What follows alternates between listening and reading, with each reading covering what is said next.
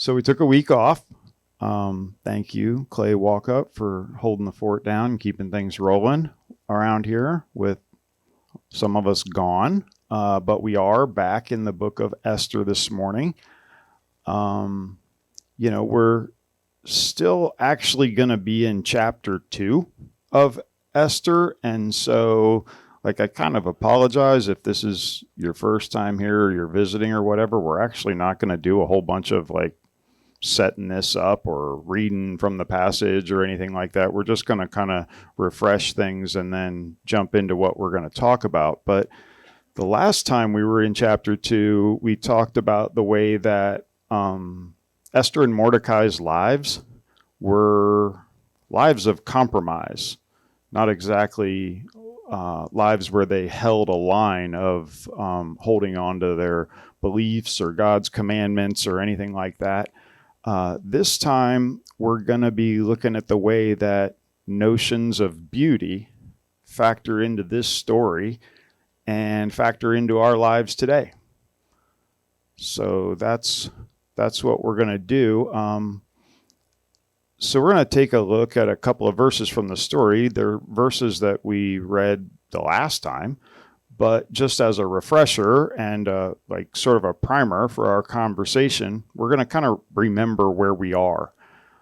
All right, so verse 13 says that when the young women went into the king in this way, when the young woman went into the king in this way, she was given whatever she desired to take with her from the harem to the king's palace.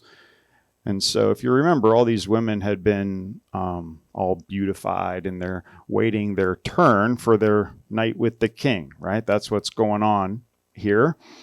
And if we skip a verse or two, it says, "Now Esther was winning favor in the eyes of all who saw her. And when Esther was taken to King Ahasuerus into his royal palace, the king loved Esther more than all the women, and she won grace and favor in his sight more than all the virgins, so that he set the royal crown on her head and made her queen instead of Vashti." So that's kind of where we were. Esther won the beauty pageant and is the new queen. So we're going to be talking about the same passage and the same situation. But like I said, instead of focusing on the compromise in the lives of Esther and Mordecai, we're going to be looking at how this culture and these people individually were consumed by this notion of beauty and how maybe we are also.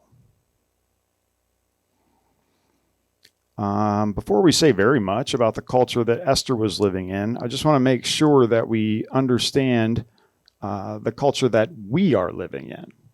And so we're going to establish a baseline here that sort of makes this conversation make some sense. I just want to lay it out there on the table that our culture is absolutely obsessed with physical beauty. Okay, it's like one of the highest aspirations for a great many of the people that we live surrounded by. And never in the history of the world has any culture been so flooded with information and images as we are today. There are images coming at us from every single direction and within every single media. And most of those images are of people that our culture considers beautiful or attractive. And stated plainly, that has an effect.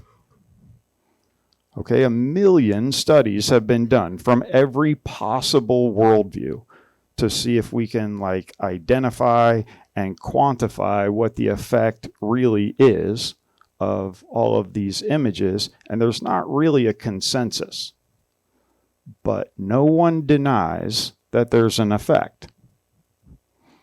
And so this article on Westminster College's website is, states a pretty standard thing that, I'm sure we've all heard before, but it says that the media is littered with images of females who fulfill unrealistic standards, making it seem as if it's normal for women to live up to the ideal.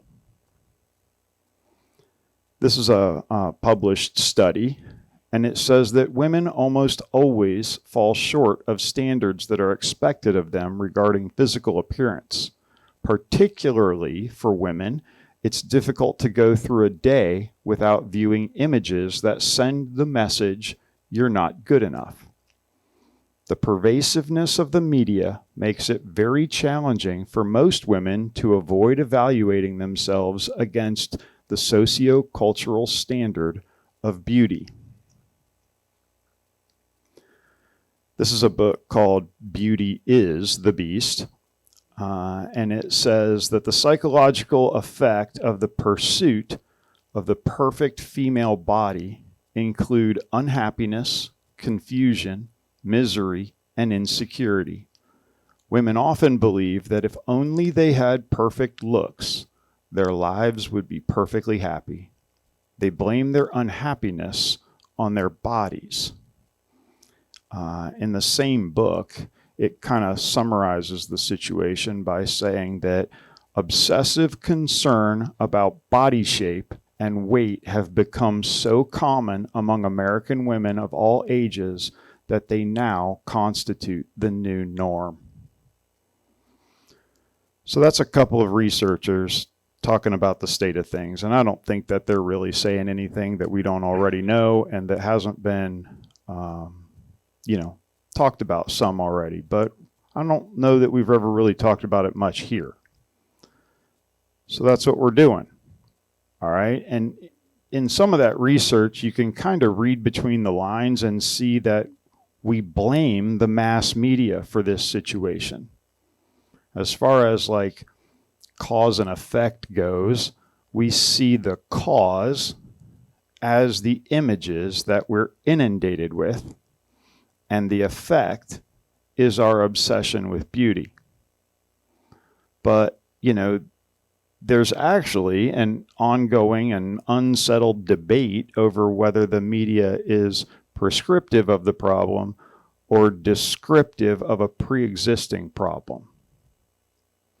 And to clarify what I mean by that, the question is, do we desire certain things and think of certain things as beautiful because we're told to and shown these things constantly?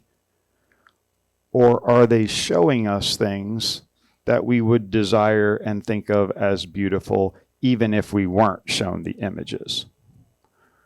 All right, and so I will admit that it's tempting to pass the blame off and demonize the evil media corporations entirely. All right, but it's probably closer to the truth to say that at least some of this comes from inside of us. And we're never going to effectively address the issue if we just keep blaming someone or something else. So I'm going to put some questions up here, and I want you to notice how quickly and automatically you answer the questions negatively in your own head. All right, it almost sounds like a programmed response that just doesn't involve any thought at all. But if you take a moment and you consider how you actually live and what kinds of decisions that you actually do make in your life and how you spend your time and how you spend your money, I think it will become a lot less clear that all your answers are negative to these questions. All right, so here we go. Is it true that in order to be somebody, we need to live up to our cultural standards of beauty, right? Everyone just went, nope, not true. See what I mean? Are we really supposed to judge other people by their physical appearance? Of course not, right? Are we really supposed to judge ourselves by our physical appearance? No, but do our lives and do our resources and does the way we spend our time reflect a negative answer to these questions? Should we be deciding who we're going to date or marry based on what they look like? Should our happiness be related in any way to a number on a scale, or whether or not we're having a bad hair day? Right? Like, it's dumb. Of course not. But is it the case? And so really, is our culture right about these things, about beauty and how it works and stuff like that? So, like, that's setting the stage for this part of what I want to talk about. And so I think that you can at least see where I'm coming from about where our culture is and where we are as we interact with this idea. Okay, so let's take a look at the book of Esther and sort of take the temperature of where they are. And if you'll remember, the book opened up with King Ahasuerus, and it's pretty immediately very clear that this guy is just completely obsessed with external beauty. And so the description of his palace is just ridiculous. Okay, it's pretty telling of where his priorities are. And this obsession with beauty even extends to his wife. She's described as exceedingly lovely to look at. And the king tries to inappropriately display the beauty of his wife at the big banquet that he has. But the queen is a person and doesn't really take kindly to being treated like an object. So the top-notch advisors that the king has have the king exile the queen. And then after a couple of other things don't quite go his way, the king starts to remember that he used to have this beautiful wife. And now that he doesn't, he's lonely. And he's not quite sure how to make himself feel better. And so the advisors come to the rescue again, and they have a solution. They're going to have this beauty pageant, and they're going to conscript girls from all over the empire. And one segment of the competition is to be one night in the king's bed. All right. And so once the king has tried them all, he can just pick one. That's the plan. And I want to make sure that we see clearly what qualities these people are looking for in their new queen. Okay, because if you were looking for a queen, there'd be some things, right? And so were they looking for wisdom in their new queen? Maybe like grace in the way that she handled herself. Lots of good queens through history have had like a charitable spirit, right? Like the king is the authority, the hard one, and the queen is out like loving people and giving away bread and stuff. Okay, so these are things that are common to great queens. Sometimes, like a good queen might strengthen the king's diplomatic position, right? That's a thing. They might make visiting dignitaries feel especially welcome and taken seriously. Could be a queen's job. In the case of this particular king, these guys might value obedience over many other things. That's what got the last one in trouble.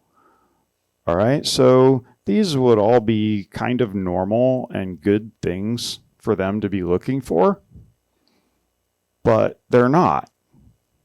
Okay, they do have a list of things that they're looking for, but none of these things are on that list. All right, these guys are looking for a girl that is beautiful, is young, and is a virgin. Guys are geniuses. All right, this is the kind of guys you want running your empire. So this is just a copy of one of the slides from the last teaching on chapter 2 so that you remember where we're at. And you remember that they gathered them up from all over the empire. Okay, and many commentators believe that this was near to 1,000 girls, maybe more. All right, we don't really know. But they would spend a year cleaning them up and making them as beautiful as possible. And then they would get their one night audition with the king in his bedchamber.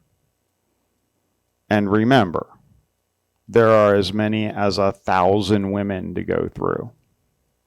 So even if this guy does one per night, every night, we're talking about 2.5 years of trial runs and one night stands.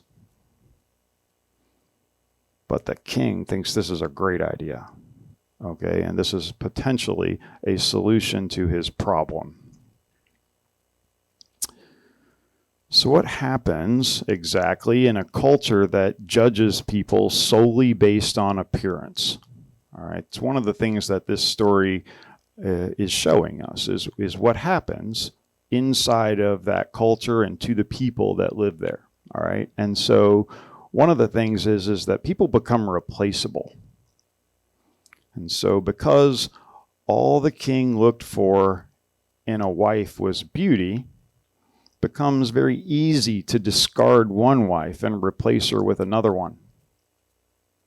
And so, I wonder why it is that we have so many divorces and so many affairs. I wonder why so many spouses struggle with insecurity. All right. We can also never be certain until you've tried them all. All right, so this king, he doesn't just want a beautiful wife. He's really trying to make sure that he has the most beautiful wife possible. Okay, so he gathers up all the beautiful young women and he brings them to the palace to try them all. So I wonder why we're so afraid to settle down and make commitments. Could we be concerned that there might be something or someone better out there somewhere? It's also true that in a culture like this, no matter what you do, it's never going to be enough. Okay, it's not enough for these girls to be among the most beautiful women in the entire empire. In order to be good enough to spend one night with the king, they have to go through a beautifying regimen that takes an entire year. And so what happens to these women after their night with the king? Okay, and so we pointed out last time that after their night in the morning, they're moved into a different harem permanently. This is verse 14. We looked at this last time. Here it is again. It says, in the evening, she would go in the morning, she would return to the second harem in the custody of, whatever that guy's name is, the king's eunuch, who was in charge of the concubines. She would not go into the king again unless the king delighted in her and she was summoned by name. So check that out, right? Again, 1,000 girls, 1,000 names. Chances are pretty slim for these girls. They would have to make quite an impression, if you know what I mean.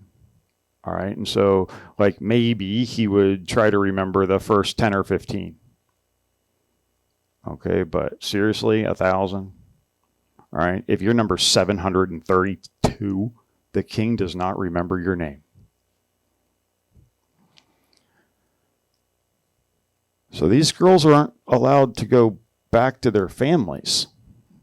Okay, these are young girls that before this had decent, fairly decent prospects for their lives. They're never allowed to have a family of their own, really. They get their one night with the king, and then they live the rest of their lives in luxurious isolation. And so whatever their hopes and dreams for their life were, they're gone. Okay, it's over. There's really not much chance that they will ever have kids. I mean, maybe with the king. You know what I mean? But that's not what they had in mind originally. They're probably never going to have a husband. Not really much chance for any kind of love relationship. Okay, they won't have a family of their own. We said that. And they'll never have a life that involves any of the idea of like free choice or pursuing any of their own desires, nothing like that. These women are essentially prisoners in their own wing of the palace that they share with all the other women that were not quite good enough. Okay, this is not a good or happy or fulfilling life.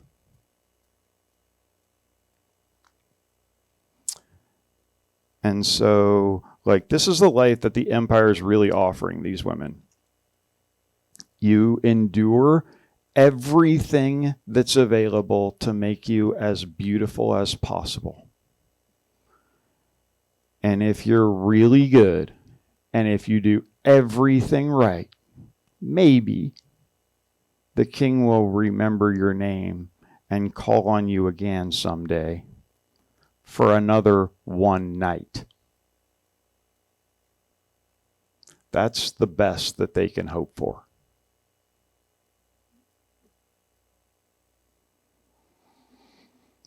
So imagine, right, the internal life of the women living in this second harem, all right? You're surrounded by the most beautiful women in the empire. You're one of them, but not the one, right? You're always comparing. Always. Constantly obsessing over what flaws kept them from being chosen by the king. Because it was something, wasn't it? So imagine the internal life of Esther. She won. She's the queen. But, right, just down the hall, there are hundreds of the most beautiful women on the planet. Could have been any one of them. And you're only queen because Vashti displeased the king. It could happen to you. And who is the king with when he's not with her? Also, not that good of a deal.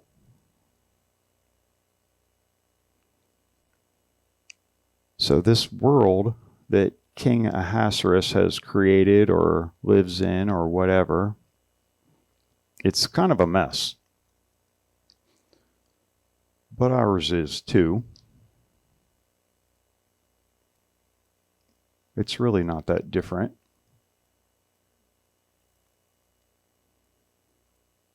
Our world's actually quite similar, I think, to the one that Ahasuerus lived in and perpetuated. All right, we have the very same unrealistic standards of beauty. Okay, we also expect women to go through continual beauty regimens and treatments and hair colorings and fad diets. Okay? And it's no more enough for us than it was for them. And so, like, even if you manage to succeed in reaching the standards that we have for beauty for one day, you have to start all over the next day. Okay, the hair needs to be redone. The clothes need to be fresh and new and perfect. All right, and because youth is attached to our standards of beauty, this whole process gets harder and harder with every single passing year. All right, and so Like, how much of the garbage that this culture is selling have you bought into? All right. And I don't mean, can you, articulate that true happiness is not found superficially. All right. We can all say that. What I mean is, how much of your subconscious and your unconscious and your conscious, like reactions to things and reactions to people and your presuppositions, are based on this totally flawed way of looking at the world? Do you judge other people by their appearance? Do you judge yourself based on your appearance? Is your beauty determined by what you see in the mirror?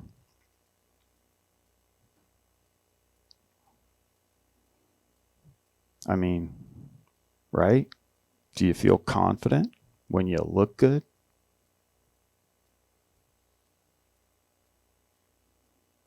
Do you feel insecure when you think you're fat or when you think you're ugly?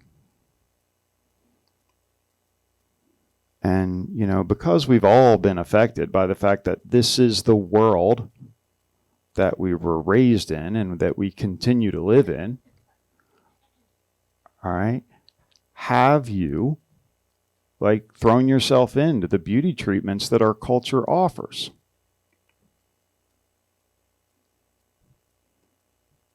Do you go to the gym to be healthy? Or do you go to the gym to look good?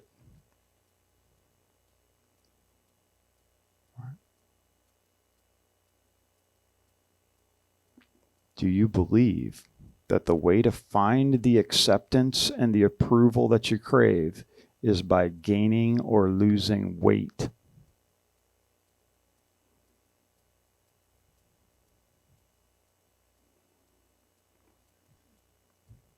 Do you think that if you looked better, you'd be happier?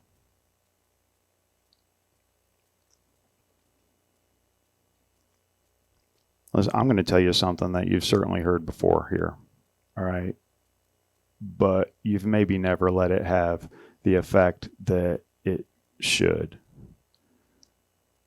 This is never going to work for any of us under any circumstances. Okay, look where it led for the women in this story.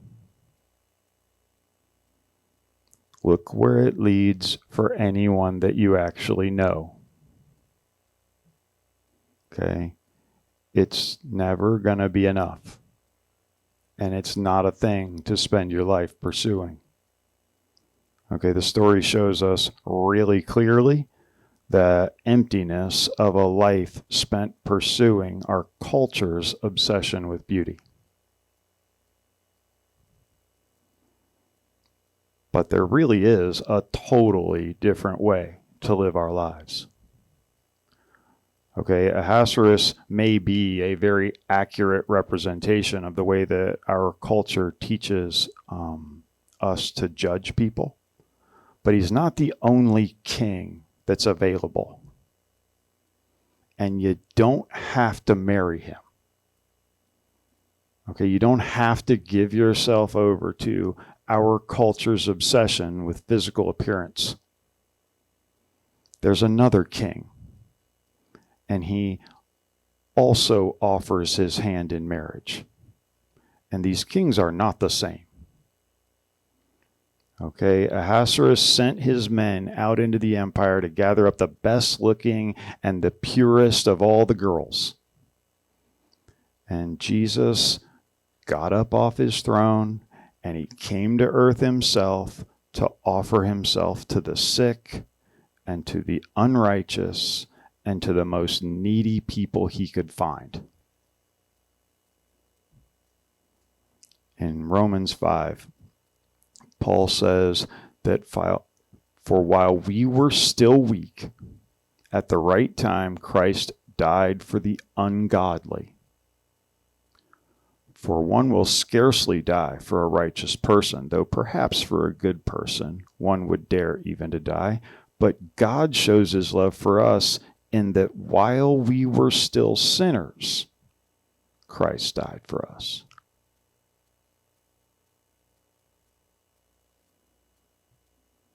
King Ahasuerus loved the person that seemed to him deserved it the most.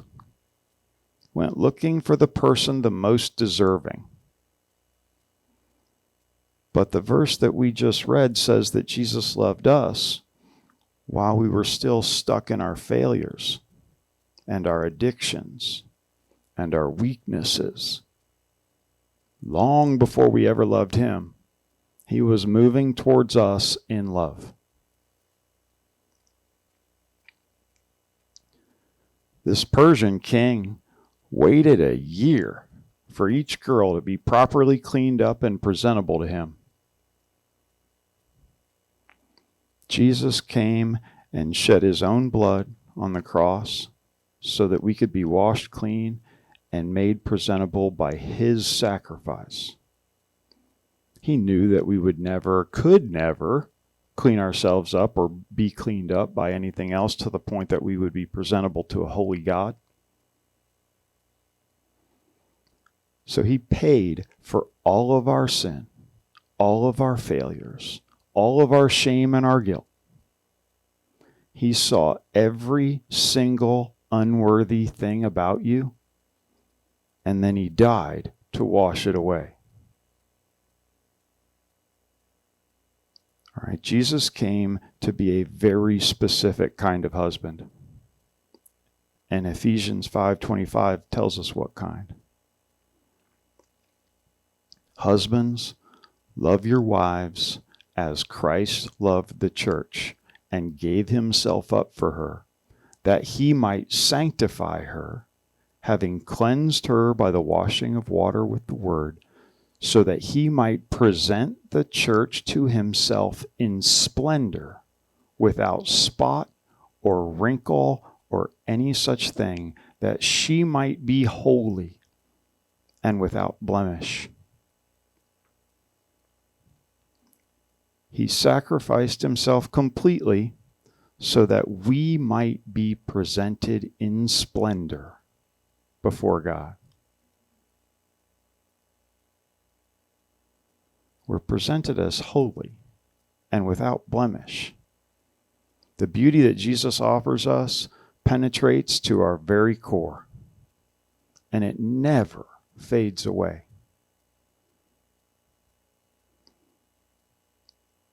All right, it's the love of Jesus that gives us our true beauty.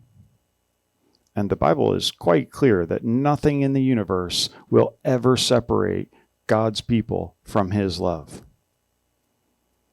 Okay, God doesn't see you the way that other people see you, or even the way that you see yourself. You are totally radiant. You've had all your sins washed away. Right? You've been covered in his glorious righteousness. Right? When Jesus looks at you, he sees you in splendor, without spot or wrinkle, completely holy and without any kind of blemish. All right, so take the love that he's offering you. All right, you can either accept it for the first time, or you can kind of reaffirm it so that it starts to make the difference in the way that you view yourself and the people around you that it's supposed to. All right, we got to stop listening to the mirror and the scale and Instagram or whatever. Okay? That's not beauty. You have to take the love that he offers and find the joy and the freedom that's already yours, but that you've never really taken hold of.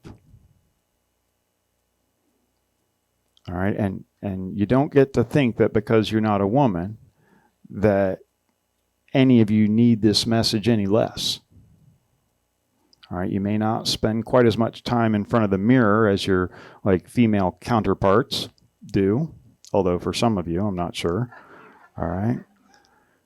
But you're just as likely to care desperately about what other people think of you as anyone else. And you're just as likely to buy the lies that our culture is selling.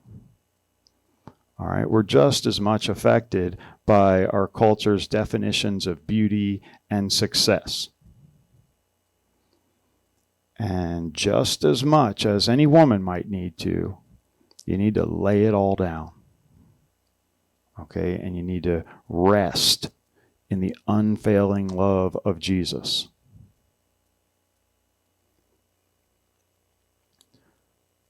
So it's pretty clear that Jesus and Ahasuerus are really not very much alike. Okay? But what about you and Ahasuerus? How alike are you? And so we've been fairly quick to point out and demonize this guy.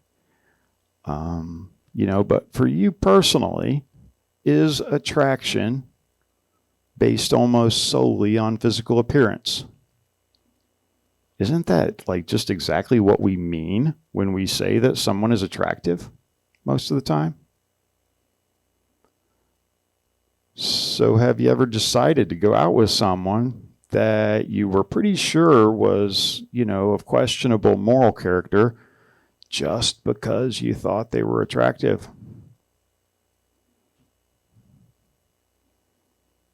Have you ever passed on going out with someone that you were pretty sure had exemplary moral character just because they didn't meet your standards of what you consider attractive?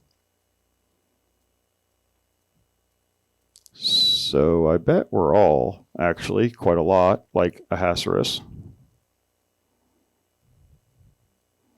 And it's super easy to quickly decide that the king is some kind of superficial monster for sleeping with a different girl every night and not bothering to remember most of their names. But I bet that if we're honest, this is not a completely foreign experience for a lot of us. Have you ever spent time with an anonymous person on your phone or your computer and used them for your own pleasure? You know what I'm talking about.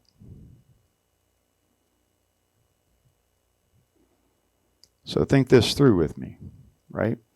Jesus came into a world that's consumed with the idea of physical beauty. And he was despised and rejected. And the culture of this world has lied to us about where beauty is found. Isaiah 53 tells us that Jesus had no form or majesty that we should look at him, and no beauty that we should desire him. Okay, we really need to let that sink in. The Son of God was despised and rejected because we thought it was a good idea to judge each other based on appearance.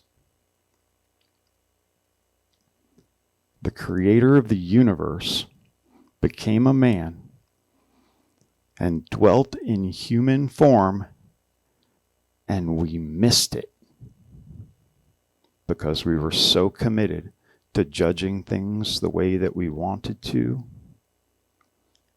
and based on what they look like. And really, nothing has changed in the time since.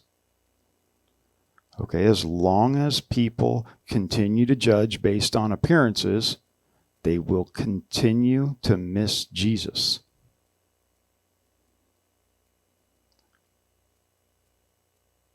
And I want you to try and hear me on this last point here. It is not possible to judge yourself and the people around you based on physical appearance and then not judge Jesus based on the same thing. Okay, you have one standard of beauty, and it applies across the board. And you can tell yourself that you understand the beauty of Christ, and then go on living your life, judging yourself and other people based on appearances, but you're gonna be wrong on one side or the other there, all right? So, is your standard of beauty the shape of someone's body, or how pretty their face is, or how well their clothes fit? And if that is how you determine whether or not someone is attractive, then you're never going to be attracted to Jesus. He hung naked on a bloody cross in shame and disgrace. He was tortured and beaten and displayed with criminals by all standards of the world. A revolting thing to look at.